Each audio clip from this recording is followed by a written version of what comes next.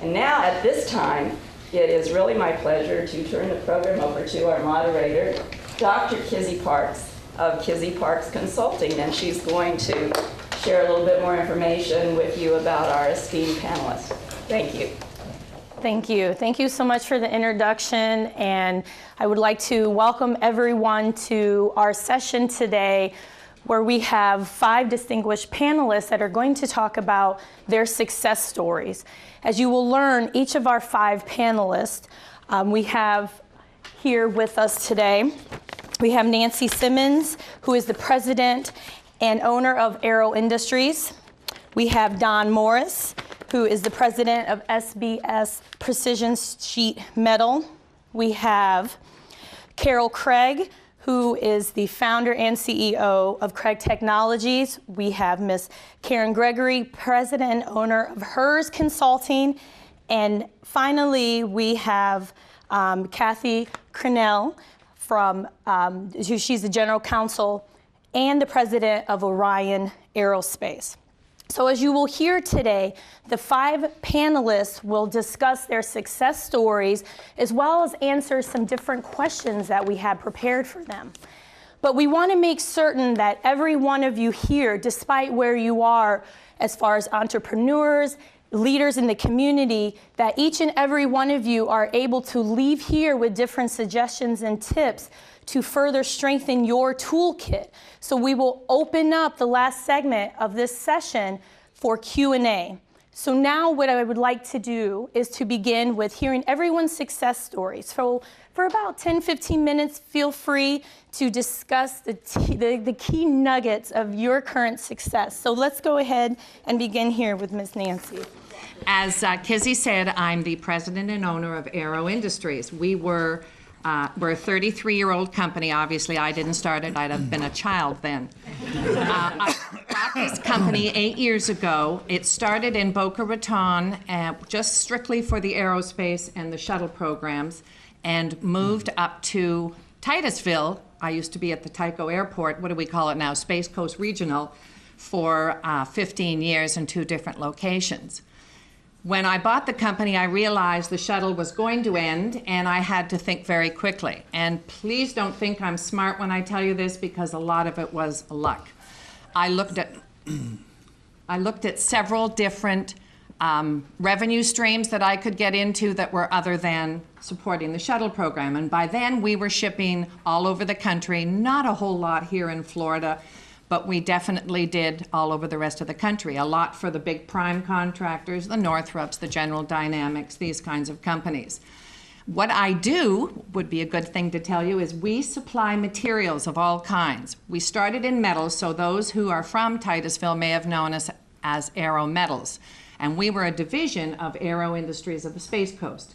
We still are Aero Industries of the Space Coast. We have moved over to OIA, Orlando International Airport, which I'll get into in a moment. So we supply materials, whether it be metal, plastics, rubber. We're doing some composites. We're doing electronic components. We're doing all kinds of things, mostly at the request of our major customers. I never wanted to get into this. I wanted to stay in what we knew well, but success brings along different avenues, as I say, of revenue.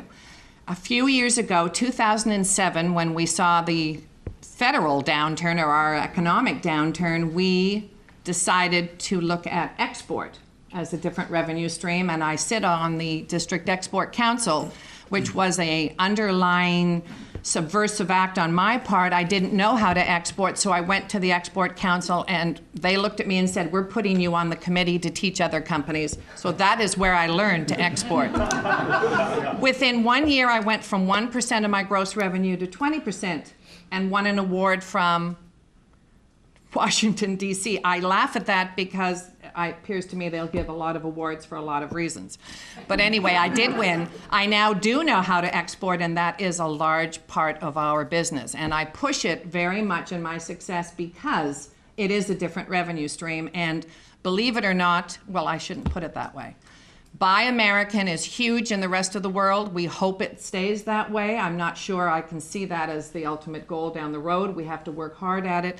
But I have people that come to us Colleen can attest to this, Colleen's my coworker, to perhaps 10 to 20 inquiries a week, whereas before this we had no export opportunity. So exporting was one of the things that we did. One of the other things that helped our success was that we realized as a company we cannot stand alone. I don't make anything. Some people think broker it. Some people call me a manufacturer because I change the material in some way for my customer, usually in a lot of ways. But I don't really make anything, and yet my customers were coming to me and saying, you know, that material, titanium, Inconel, whatever, is so expensive. Our machine shops are destroying it. Is there any way you would consider making parts?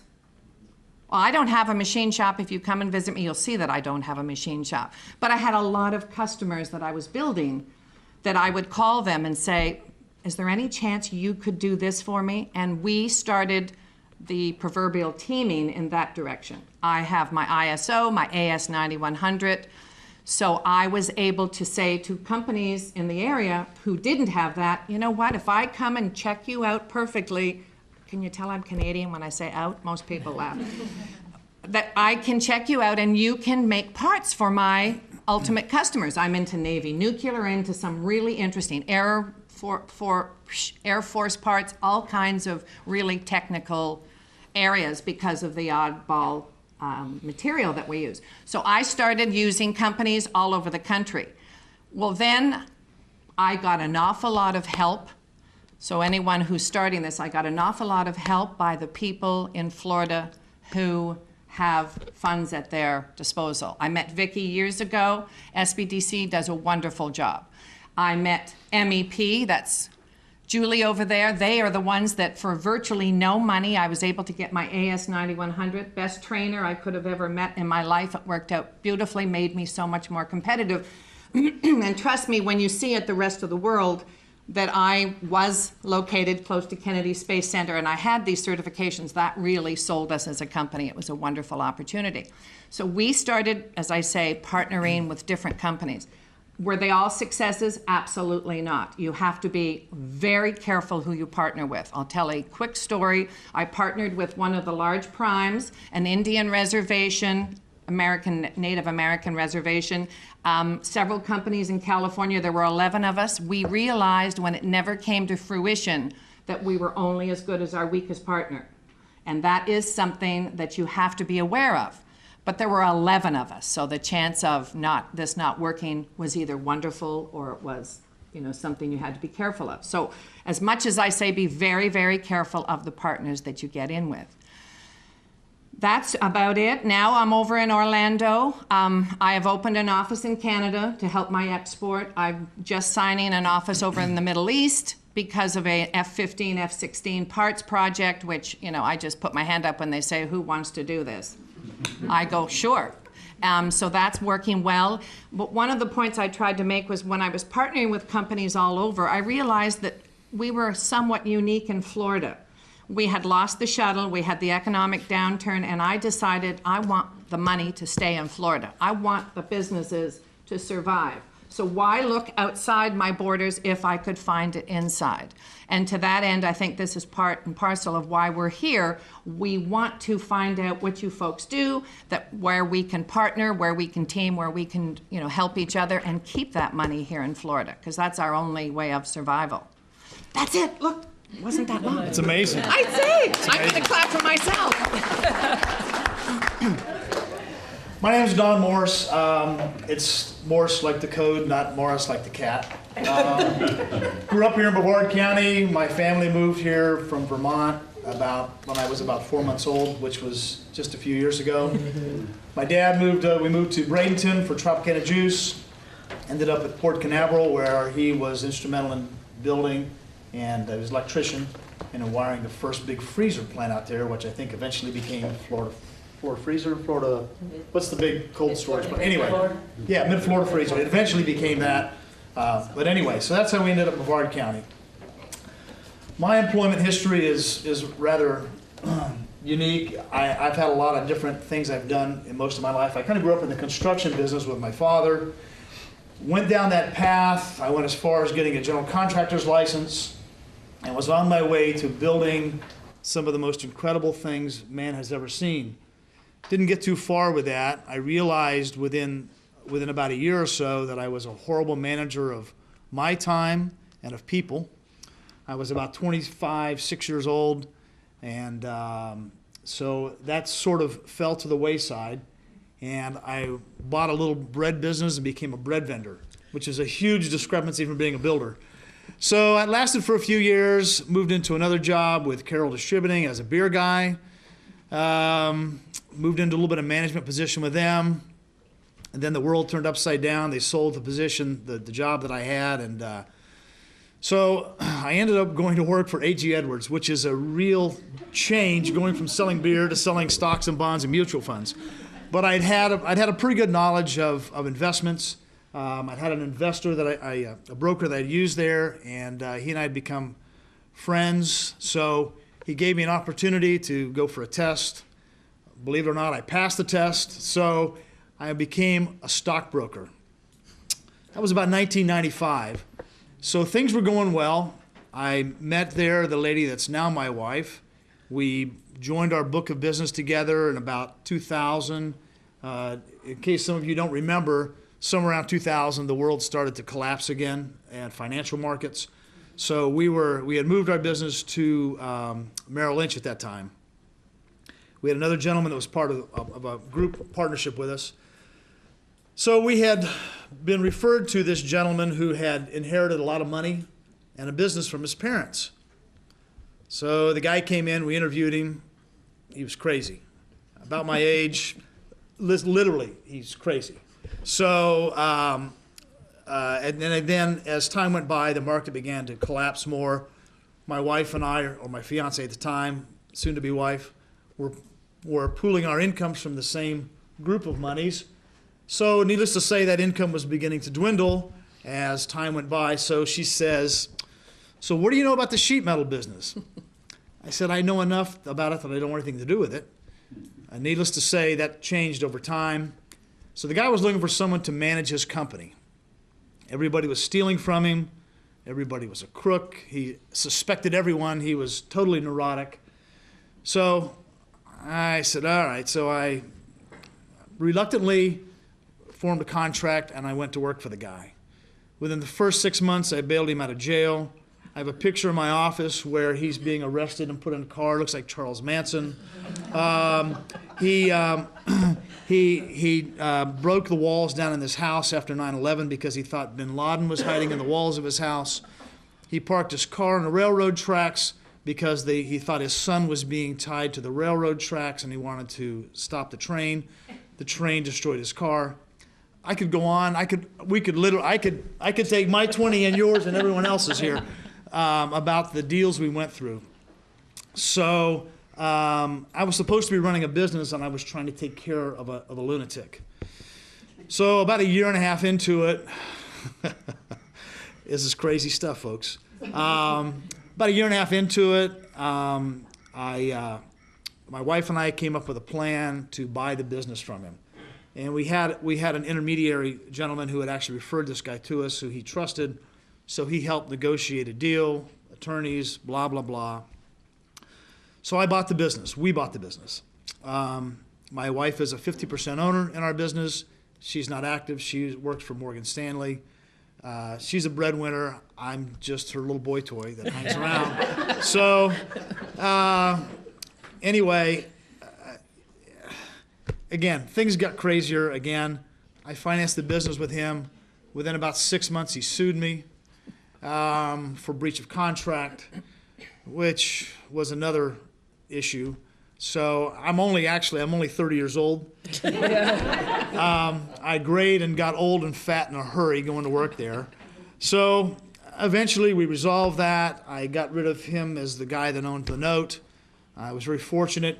Talking about partnering up, I found a really good lending institution, or at least someone that worked in that institution, who was willing to take a chance on us, and they financed the business for us. So we finally bought it, got it away from him completely, and it took me about 6 years to get rid of a lot of really bad people in this business. The former owners were actually really good people, but they were very, very simple country people, and they'd had some very problem children in their lives, and they tended to hire very simple people that had a lot of problems in their lives. So as time went by, I was able to weed out a lot of these people and made I made a lot of dumb decisions, as you said, Nancy. I made a couple of really smart ones, and fortunately. One was I hired a really good shop foreman about 3 years ago who has forgotten more than I'll ever know about the sheet metal business, who has a lot of moxie. He's a good guy. I've had him in my office where he's literally cried about the way business is going.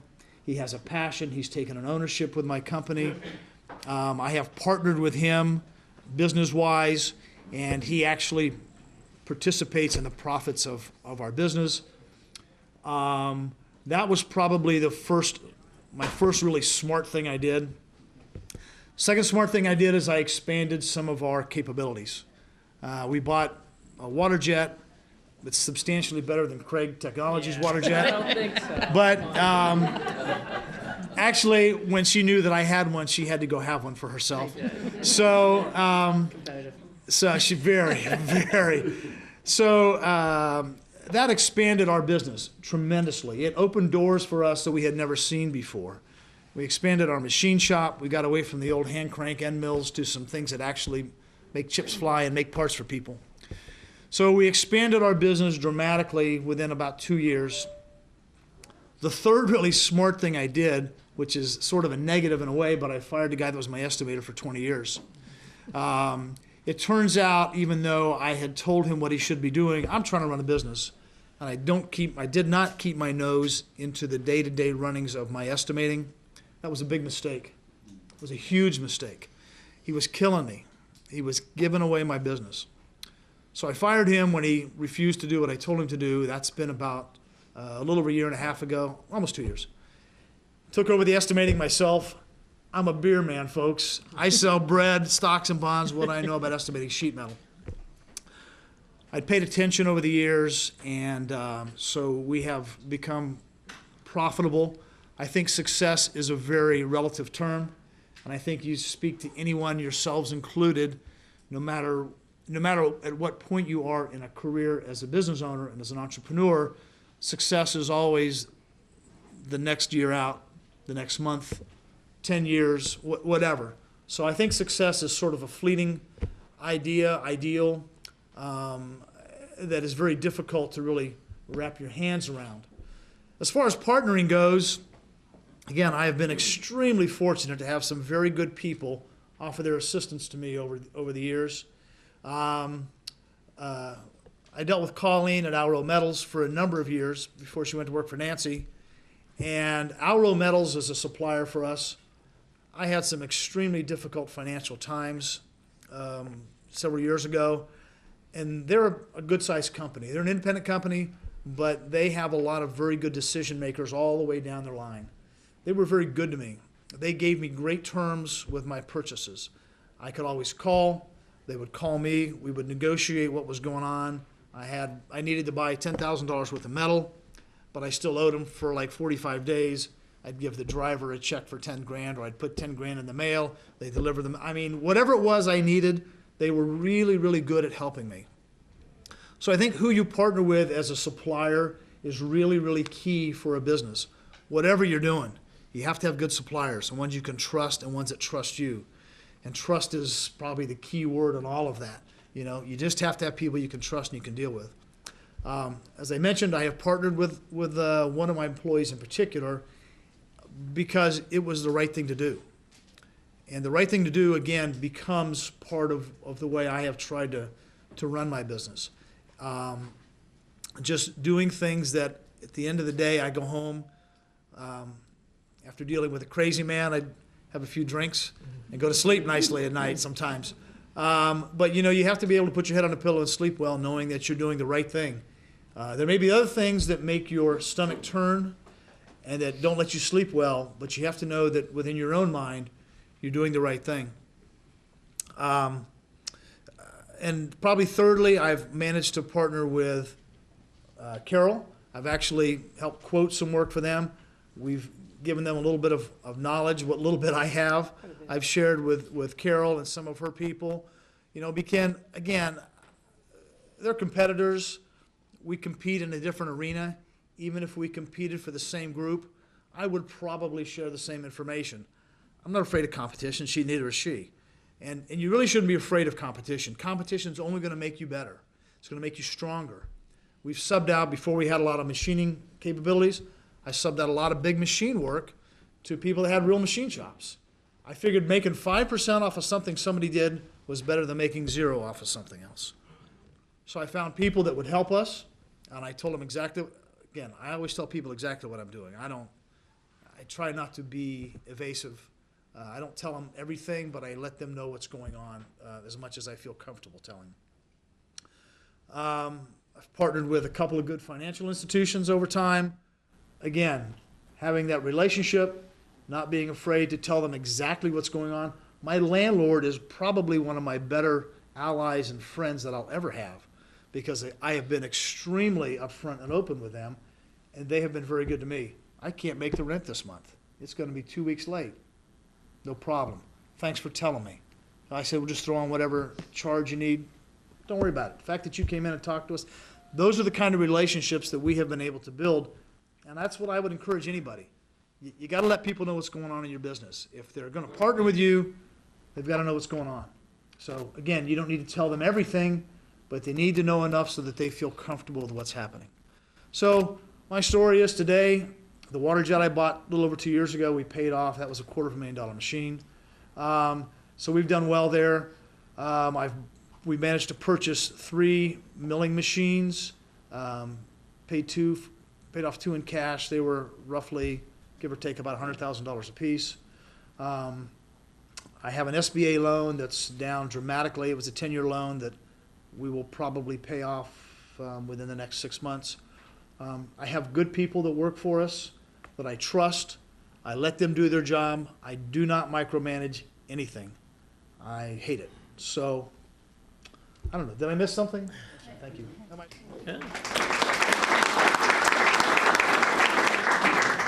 That was very nice. I didn't heckle you at all, really, during that, did I? I should tell you, Carol and I go to church together, and we sing in a choir together, without getting too, if you don't have a sort of a religious or some sort of power that gives you strength in your life, that's another good partnership to have. Yeah, that's a very good point. Yeah, absolutely. We're both tenors in the choir together, and I sing high, she sings low. You can hear I'm a tenor. Actually, I think he can sing higher than I can. So, and that sets that relationships and partnerships. I mean, and I'll kind of start with that and then go back into my story a little bit. But yeah, we were just talking one day. I was talking about diversifying because I own an engineering and technical services company.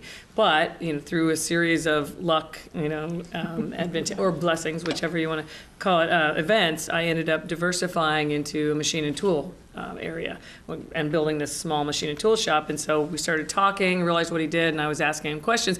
And instead of being defensive and thinking, oh, here's a minority owner, and oh, she could end up, being competition, wasn't like that at all. He was very open about everything. I was able to ask the questions. I didn't know nothing about what type of water jet to buy, and a lot of things, our processes. We were learning all of that, and he just provided all that, and still does. We can call him up and say, can you help us with that? And it's amazing. You can't do it alone, and so I'm very grateful for that.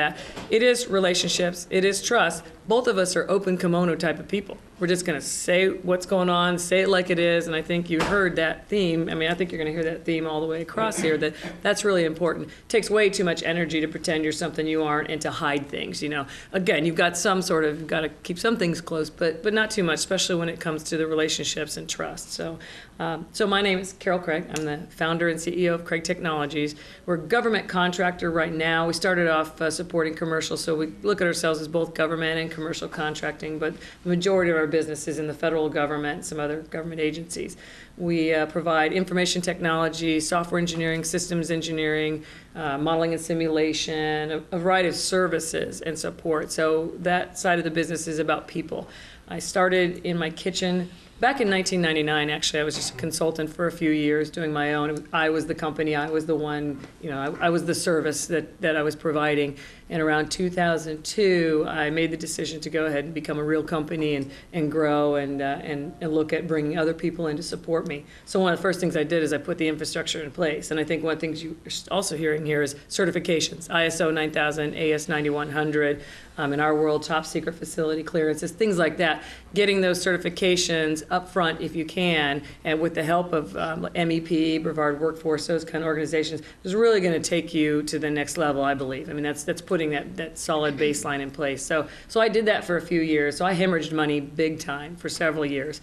And I did that. I didn't put any, I put a little bit of my own, but I didn't have a whole lot to put into the company. I didn't have any separate investors. I maxed out 8 different credit cards. I had SBA loans. I mortgaged my house a couple times, and I factoring. I played the game of selling the invoices, and it was just kind of going from one to the next and hoping for the best. I got a bank loan because I'd been successful as a consultant, but it was supposed to be a working line of credit, which I would tap out and then go and beg them to make it a term loan, and then I'd get another line of credit, tap it out. It was like the 3rd time when they went, see you later, we're not doing this anymore. So when I moved to Brevard County, I ended up relationships, I think the same banker, and I'll use his name, Rick Roach, individual here in town who was with BB&T at the time. And he was that kind of guy that would listen to your vision, and he did it smart. It wasn't just, okay, I'm going to believe whatever you say. He listened to what you had to say, saw the track record, and said, I'll take a chance on you, and we're going to work this. And that kind of relationship means a lot. And I, if Rick right now, he's moved on to another bank, we're a bank that could support our needs, I would have followed him for sure. So I think that's really important when you look at relationships. So when I came to Brevard County in 2004, I still had about 5 employees. And today we've got 300 employees in 20 different states throughout the United States. So we've had some significant growth, and actually it's been very controlled growth because I was always worried about growing too fast. It's important to stay ahead of the game. I think that's when we talk about success. Always thinking about what's coming next. And even though it may be up here, I have a business plan, but you don't always have time to keep updating that. You spend too much time, writing things down on paper. But at least I've got a plan up here. I'm expecting what are the things that are going to happen next. If I grow and I have to, more people, I'm going to need that next HR person. So as I'm talking to people and the relationships, I'm always thinking, oh, that person, and I'll come back to that person. And I look at every resume that comes through our company, because even though they might be applying for this position, I may see that they can do something, somewhere else within the company. So it's staying on top of things and thinking ahead. And there's a couple other themes here that I wrote down just because they're things for us to remember. Diversification. I think you're going to see that diversification is the big thing. When I first started, I had a lot of old white guys. No offense. Oh, sorry. I know he's 30. I forgot. I'm sorry. Telling me that I should have a niche. If you're going to go into business, you ought to do this thing. Have a niche and be great at it. Well, I didn't want to do that. I thought my niche could be services, my employees, how I treat, how I am as a company, those kinds of things. And so I didn't. Thank goodness, because when that 2008, 2007, whatever time frame came around, a lot of those niche companies couldn't stay in business because of that. So I diversified geographically in multiple states, and I could do that because I thought technology was my friend. I didn't have to be a small business in one location because I could leverage technology, have employees in different locations, I could have customers in different locations. That was my other thing that I did. I diversified from my customer base. So federal government, but also other NASA, DOD, Department of Transportation. I still had some small commercial opportunities. It's a lot more work, but when you talk about stability through diversity is a really good thing. So I did that geographically, customer base, and then my capabilities.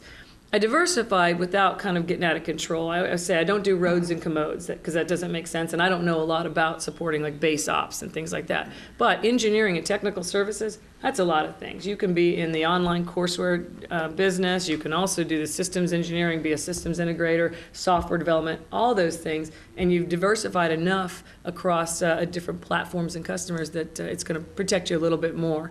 So I think that's really important to take away, is that diversification without kind of, diluting your time and attention. I'm running into that a little bit right now. And, Dawn talks about bringing on good people. That's what I've had the luck to do, is to run into people who are great support. That's another thing. Always surround yourself, I know you've heard this, with people who are smarter than you are, and always be looking for that. It's hard. It's hard for me. No, it's not hard for you. I know. No, I'm just kidding. But it's true. It is absolutely true. I mean, we may be the people who have the vision and the drive, but you need those people behind you that are going to make all that happen. And that's what I'm always looking for. And that's where I am at this stage with the engineering, which was running beautifully, and I finally was sleeping at night, and then all of a sudden I decided I'm going to take on something else. Well, now I'm kind of diluting my attention, and things are going to start to fail if I don't have others coming behind me and helping me. So I've recently promoted one of my guys to my chief operating officer, and he's handling, Craig in technical, the engineering side of things. And then I brought on the former publisher and president of Florida Today to help us run this machine and tool shop, which sounds odd. You bring a newspaper guy to do the machine and tool, but his background was actually production. He's one of those guys that started in the newsroom doing the night shift, or in the actual plant doing night shift, and worked his way all the way up 29 years later to be president publisher of Florida Today. So when you look at that background, it's like, he's a perfect guy, because he's got that level of experience, the knowledge, the contacts, yet he knows how to work. And that's what, when we're in a small business, and 300 people is still small. I mean, it's really every day I'm just kind of like, like I said, success is not there yet in my mind. So we have to work. And so you want to surround yourself with those people that will actually work. And, in my business, a lot of times people will hire like high flag officers, admirals, and that's okay for some companies, and that's great because they want them for the contacts. But, those are more kind of your CEO that are used to, directing people. And in my business, I need someone who's actually going to work. So that's what I did. I brought in, and some admirals are going to look at just hear that and go, what? You just said I don't work. But anyway, so looking at that diversification, my point there was just to make sure you don't dilute too much. And to add on to a couple of things, I hear another theme, and it's opportunities and taking advantage of opportunities. And that's risky. As entrepreneurs, I mean, that's scary because you are taking on a risk. But it's hard now for me to say no, which is the other theme that I was writing down. Always say yes, say yes and then figure out how you're going to do it later, right? Don't let those opportunities go by. One of the things that we're doing is we're trying to start a clay shooting center, a sport shooting center up in Titusville. We're kind of working through some things when it comes to zoning, and I'm learning all about city councils and politics and things that I never really wanted to learn about. But it's an opportunity that I just can't pass up. And it's also another form of diversification, revenue stream, that I think will be an advantage for this community up here for sure. So kinds of things, I guess, that I would recommend, and I'm kind of just adding to what these guys are saying when it comes to what's the secret of our success. I think also you mentioned the word passion.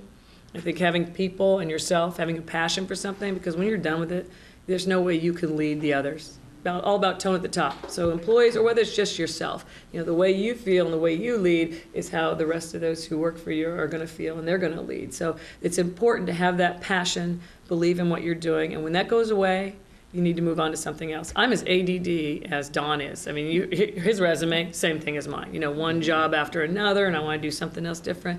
Well, now I've found what I really like. I'm living vicariously, I think, through all my employees and the other companies, and I'm able to, keep my passion alive because I love the business, I love the opportunities, and I love just having new things pop up every single day.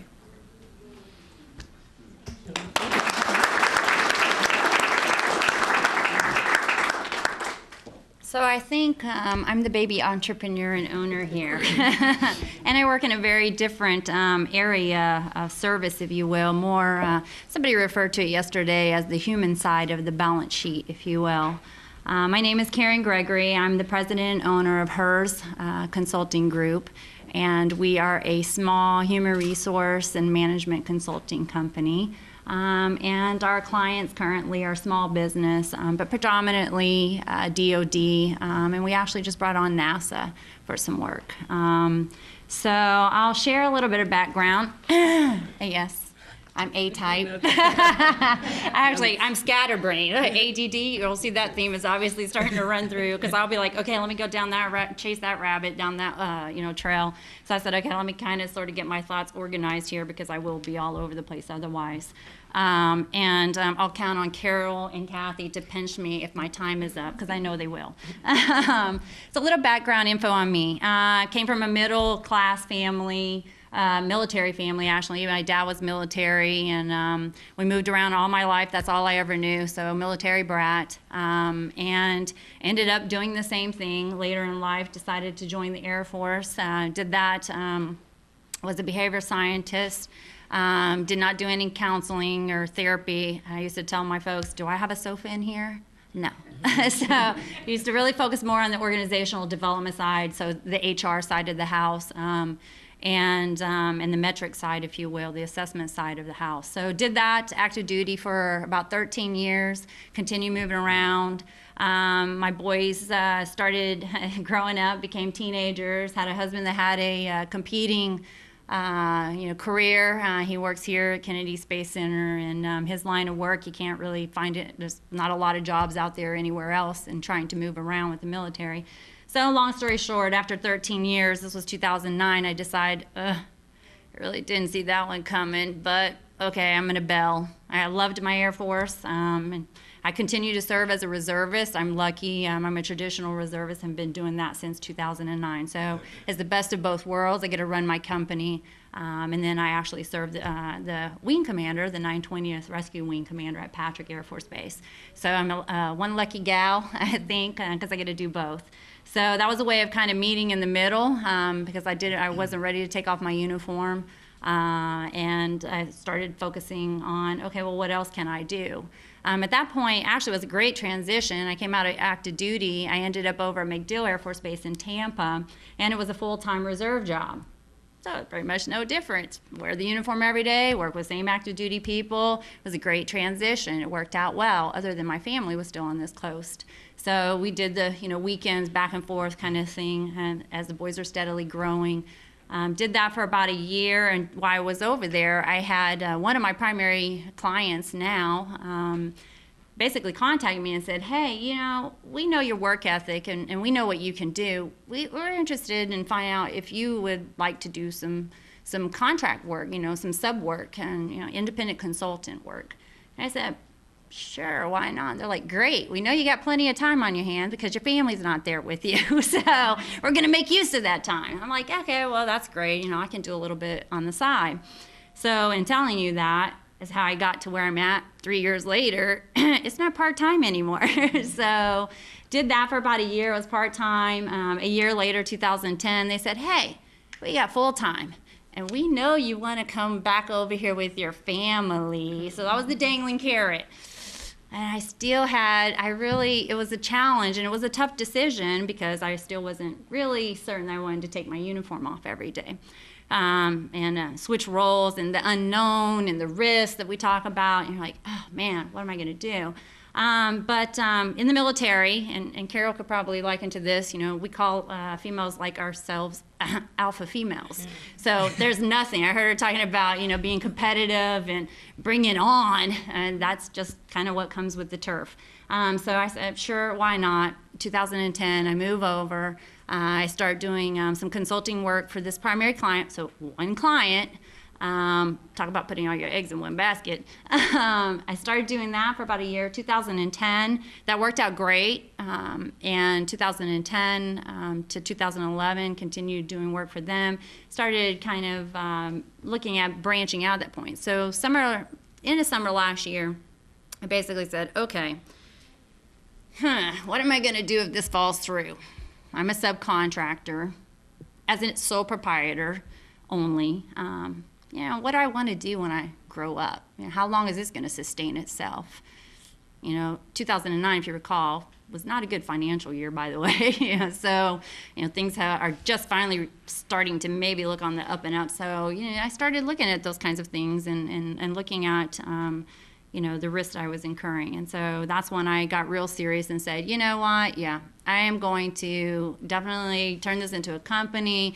we're gonna get really aggressive about our BD, our business development. We're gonna lean way forward. We're gonna start looking for other, teaming and subcontracting opportunities. We're gonna look for other clients, and we're gonna look for clients in our community, because we felt like there was a real need for providing services in the HR world, if you will, especially for our small businesses that, quite frankly, just do not have the budget line, if you will, to pull in HR. So that's what we did. So we went and we said, hey, the company is called HRSS Consulting. It's a little play off acronyms. Military loves acronyms. It stands for Human Resource Strategies and Solutions. We are veteran-owned, woman-owned, so it was a little way of, putting my own little personality into my company. So we're called HRSS, and like I said, a little play off acronyms and being a woman-owned business. So that's what we did. We started the company, and a year later, we have the same client. That's been working out, pretty well. And we've started actually teaming with some other clients, and we brought in some small business clients in the past year. So I could actually probably juggle most of those in both hands, but it's a start, and I look back and I go, in 2009, didn't even see this coming. 2010, I got one client. 2011, okay, I'm going to do this. In 2012, I have several clients now. So, I look at that and I go, that's pretty aggressive. And why I say that is because, part of really pursuing your passion, if you will, is believing in yourself. So in creating my notes, I came up with an equation because I have a scientific background.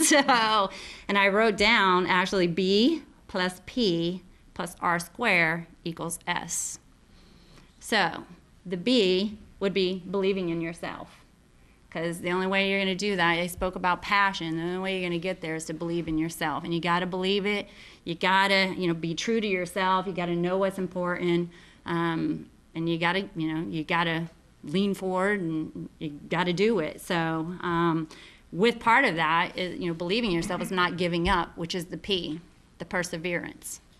Times will be tough. Things don't always, there are weeks when I'm like, what the hell have I done? Oh my God. I just would have, never mind, I would have taken it all back. I'll just go back to 2009. And then a day or two later, I'm over it, and I've moved on. So, and actually with the perseverance, I'd like to actually share a quick story. That primary client that brought me on as just a part-time independent consultant in 2009, long story short, they just lost the majority of their funding, and they're realigning things in their organization because they're the prime contractor that I sub to. And so in short, there's not really any money left. So our contract, is now pretty much going to be gone. So they countered and came back and basically said, hey, we'd like to hire you as a full-time employee, though. And I'm like, did you miss something? Because we got our business and we got other clients that we got to handle. So, in saying that, I was very upset and a little distraught because they are our primary client. But when they talk about faith, I'm a believer, and God works in mysterious ways. As some colleagues and good friends of mine have said, you know what, they moved that obstacle out of your way so that you can move forward, and there's plenty of room to keep moving forward. So I was a little distraught over it, and this was very recent, actually just a few weeks ago when we got news. And funny enough, not within maybe a day or two later, we had 3 new opportunities arise. So I am blessed, and I'll say that on the record. So you just never know, So again, back to believing in yourself, persevere, because everything happens for a reason, and I firmly believe that. So the R square, resourcefulness. You've heard some of that already. Be resourceful. We, as presidents, owners, CEOs, we can't do it all. We know that. You can't micromanage. You don't have enough time in the day to be doing that. So hire the right people, which I'll get to that. But be resourceful. Figure out how to build alliances, how to make the most of the relationships that you have. By the way, relationships is the other R. So resourcefulness and relationships. You can't grow, you can't move forward without the resourcefulness and the relationships. And the relationships, I actually kind of group them into 3 areas. And this is how I look at my business, and this is how I've been able to grow it thus far. is one, building the alliances in your community or elsewhere, because we do some work in other states also, but building alliances, so networking and being comfortable outside of your area of expertise, if you will. I'm HR, I'm OD, organizational development, human resources, management consulting. That's what I do, that's what I love. Taking care of people, that's my business, that's what I love. But I go to all kinds of other events because guess what? All of you have people that need to be taken care of too. So it's about being comfortable and reaching out, people knowing who you are and what services you can provide. And even with subcontracting, even with teaming, even with larger organizations, prime contractors, it's still about the relationships and them really knowing you well as a person. And that's what I've found. If they know me and they know what I can provide and they know, more of a personal side to me, then we're generally pretty good to go, and we've got a good team, partnership, if you will. So that's one. The second one would be what I would call, I'd liken to my board of advisors that I don't have. Not literally, but it's, voices in your head. Yeah. Well, that's all the time, Kathy. But I call them my board of advisors because they're really the colleagues, those that are your trusted agents, is the best way to put it. The people you can go to and like, guess what happened? What do you think? Keep me straight, keep me in check, pinch me because I'm over my time, that kind of thing. To basically say, Karen, what are you thinking? Why did you do that? Or, okay, I know you're upset right now about that, or that didn't work out. They're the cheerleading squad. They're the everything that I need as an individual, as a president and owner. Those are my trusted agents that I know they're not going to go behind and stab me in the back. So those are the ones that I go to. A third focus on relationships is your talent. The people that are working with you. I don't say for you because I look at it as a team effort. Even as a president and owner, I've always been that way. I was an officer in the Air Force. I still worked with my enlisted folks hand in glove. There's nothing better than getting up there, rolling up your sleeves. It builds the trust, it builds the camaraderie. That's important. So know the people that you've got, their expertise, and what's important to them. Remember that they're human beings, because in the end, if you have those relationships, those good solid relationships with your talent, your employees, guess what? They're the ones that are going to carry you through in the rough times, because ultimately they're the ones that doing the work. Because as admirals and CEOs and presidents are counting on them. So that's what I've got, and that's what I'll share. And this is really relates no matter what, whether it's on the contracting side, it's just business sense in general. So, and that's what has helped us to be as successful as we are in a short period of time. So thank you for your time. I appreciate it.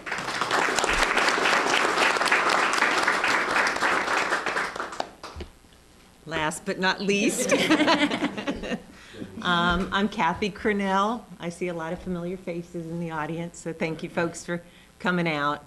I'm a lawyer, and I've been a lawyer for 20 years. When I first started out, I remember some of the prejudices that kind of existed way back when. And back when I started out, women weren't supposed to wear pants. Weren't supposed to wear pants in the courtroom. That's right. I was told on a few occasions I needed to wear the suit with the sensible pumps and the pantyhose. Well, I haven't worn pantyhose in years.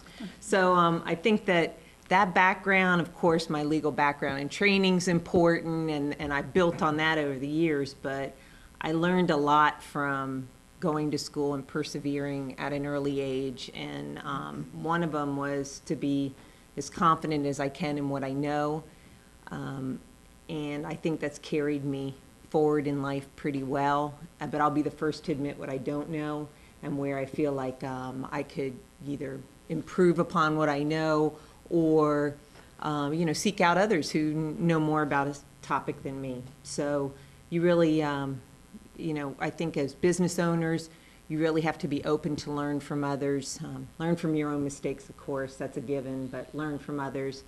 And more importantly is be fearless. I mean, really, you've got to make decisions sometimes, and you have to stick with them. There's always things you can change after the fact if it didn't go your way, but you really need to get out there and be fearless. And I hear that from the rest of the panel here, that everybody had an idea. They ran with the idea. Sometimes it worked, sometimes it didn't. We're here to tell you there's, both sides to it.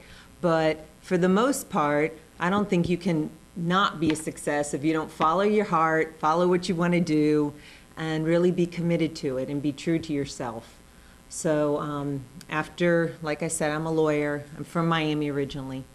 I moved up here when I met my husband, who's in the audience, this handsome fellow right here. Tim brought me up here. Tim's a phenomenal engineer, and he worked in the space program. So he saw an opportunity pop up for a lawyer at in United Space Alliance, and I applied for it and stepped into it. So all of a sudden, I'm a space lawyer, but really government contracts, commercial contracts, lawyer that did just about everything there. So again, I used my legal training, my background, and it evolved into learning about government contracting and business development. So primarily I supported business development and contracts, and what that was reviewing a lot of teaming agreements, speaking to the company and our personnel about, how to ensure that the company as a whole was making good decisions. I was an advisor, that's it. I never really made business calls myself, although, hopefully my advice would steer people in the right direction and they'd get to the right decision. But essentially that's all us lawyers are, just a bunch of advisors. And, as many as those agreements and relationships that I reviewed, from that, and drawing upon everything else I knew, I really developed a sense of you need to plan your relationships in business. You really need to, and it's not just the lawyer in me telling you you need an agreement for everything. I'm probably the first lawyer to tell you you don't need an agreement for everything. But the more sophisticated you are, the better you need to be at it. You really need to start looking at the paperwork behind those relationships and making sure that you have communicated well enough with your partners, whether they're your primes or your subs or just your teaming partners.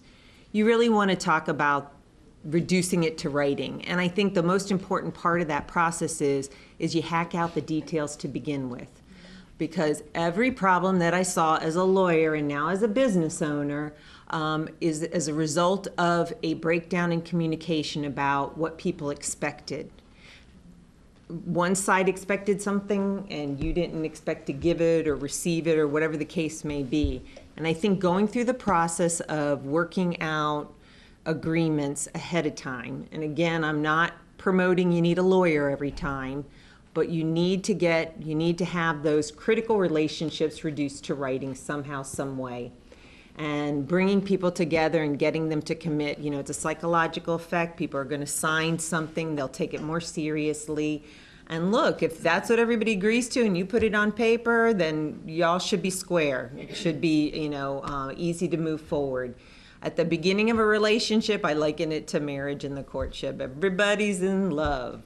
Everybody is going to get along. They'll never, ever think of breaking up with their partner. They're never contemplating a divorce, but it's inevitable. In business, it happens just as much as in a personal relationship. So you really need to plan accordingly. That I see that the best relationships evolve from solid foundations, and those are generally good, strong agreements.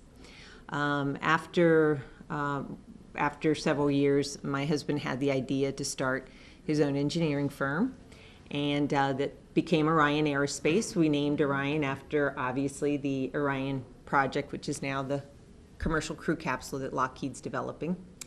And I decided it was time for me to break too. I'm technically the president of it. We're a woman-owned small business, but I'm not an engineer by trade. He is. And we perform spaceflight hardware support to the commercial spaceflight providers out at KSC. It's narrow, it's niche, but we're still a new company, similar to Karen's. We've only been in business now a little over a couple years. I do see some challenges with that. We don't want all our eggs in one basket. We need to expand, but as everybody here has said, it's about building relationships, and I'm sure that out of all the relationships we're building as we're going forward, some other opportunity is going to come up and it's going to fit us well. And we're going to start looking at, probably doing stuff, diversifying. But for right now, it suits us well. It's steady. We all know that the whole, the whole space business is changing. But change is good. I've embraced it. We've embraced it. And again, success is relative. It's absolutely relative. If you're just crying in your Cheerios because the shuttle ended, it's done. It's over. We actually knew about it for many years. There's a lot of opportunities out there for people that are poised to, and open to those opportunities. And so there's a lot of stuff that I think people can do on their own. But again, teaming with people, and I use teaming kind of loosely. In the government contracting world, it's really, it's a technical relationship you have with your contractual partners. But everywhere else, teaming is just aligning yourselves with the right people and resources. And sometimes you got to be creative. If you don't have all the resources, you better be more creative. That's but there's a lot of ways to get to the your objective. And I think maybe we figured it out. I believe. And really right now, so besides doing the engineering, one of my expertise is the export compliance. I heard Nancy say that, and a lot of small companies are, dealing globally. That's the buzzwords all around. Everything's global these days. We're not just dealing with selling to people in the U.S. And with my alignment with Julie and the MEP, I've been able to grow some of that work as well, which is, like I said, people call it the ITAR stuff. Well, I'm an ITAR lady, and I've been doing that as well as running my own law practice. So really, it's been a combination for us so far. I don't know if that's going to be, projected over the next 5 years, whether the proportion amount of time that I spend on performing legal work versus performing the engineer and the compliance consulting services will remain exactly the same. But for right now, it works. We're very successful, and we didn't have to move. I think we're one of those stories where, the shuttle programs ended and it didn't kick us out of town. We weren't, running for jobs somewhere else. We just morphed. We morphed into something different, and it has worked for us. We love this community. I'm very active in it. My little plug for the Greater Titusville Renaissance, which is essentially, the whole rebirth of the North Brevard district. That's Commissioner Fisher and Mayor Jim Tully's project, which it's really to help Titusville get past being associated with, the one-trick pony program, which is just being reliant on one program, one company, whatever it is, that the city itself diversifies. So really the same challenges the city and the North Brevard area is experiencing, I think pretty much on an individual level. A lot of us who live here have experienced it, but this is a great community, and I'm convinced that going forward we're going to see a lot of more controlled growth, but we're going to see the growth. We already know in the space business that the landscape's changing. NASA's changing. They're not the same old NASA. It's not your father's NASA at all. And we see the commercial spaceflight providers coming in. We heard about X-Corps been in the news. Sierra Nevada's making a stake here. So that's what we want. We want to see that all the leaders out there bring that kind of business here, and it won't be probably at the levels of employment that we saw before, but it certainly will be at something good and sustainable. So that's really my story, and I don't have any more stories about all the cases I've won. I laugh because anytime you talk to a lawyer, you only hear about the cases they won. That's all you hear. So I could talk about cases or anything like that, I'm really, truly a business person, that I draw upon all that legal background and training I have, and that supports me, our business, and I help others.